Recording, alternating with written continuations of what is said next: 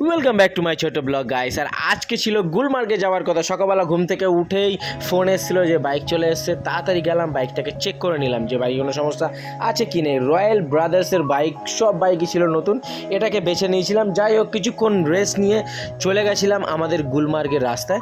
গুলমার্গের রাস্তায় বেরিয়ে রাস্তা চিনতে পারছিলাম না, আর অ্যাট দ্য সেম টাইম নেটওয়ার্কও কাজ করছিল না।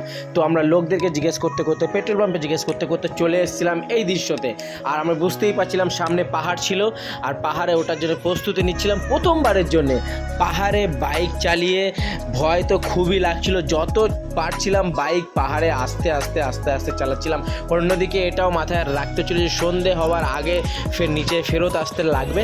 তো যাওয়ার সময় দুধারে ছিল পাইন ফরেস্ট, আর সেটাকে দেখতে ঠিক এরকম লাগছিল। খুবই সুন্দর দৃশ্য ছিল, দু সাইড থেকে পাইন ফরেস্ট ছিল, রাস্তা ছিল খুবই ভালো। মাঝে মধ্যে কোথাও কোথাও দাঁড়িয়ে রেস্ট নিয়ে আমরা ফটো তুলছিলাম। কিন্তু অনেক জায়গায় এমনি ডেজি ফুলের বাগান ছিল। গুলমার্গে ঢুকতে না ঢুকতে যেখানে ওয়েলকাম টু গুলমার্গ লেখা, সেখানে পুরো এই মাঠটায় পুরো ডেজি ফুল ভরা। আর আমি সেখানে গিয়ে একটু ঘোরাঘুরি খাচ্ছিলাম, তারপরে চলে এসেছিলাম অন্য একটা ডেস্টিনেশনে যাওয়ার জন্য।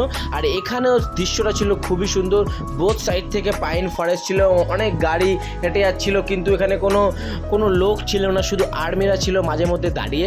ভয়ও লাগছিল, মনে হচ্ছিল যেন এই না এখান থেকে গুলি চলে আসে, এই না কিছু একটা হয়। কিন্তু যাই হোক, এই রাস্তার মধ্যিখান থেকে যেতে যেতে চলে আসলো গুলমার্গ গ্রাউন্ড। আর এই গুলমার্গ গ্রাউন্ডটা খুবই সুন্দর ছিল, এখানে অনেক লোকে ফটো তুলছিল। তারপর আমরা শেষে গেছিলাম ল্যাভেন্ডার্স গার্ডেনে দেখতে দেখতে আমরা শেষ করেছিলাম। দেখা হচ্ছে পরের ভিডিওতে সোনমার্গে যাওয়ার পথে। Bye bye.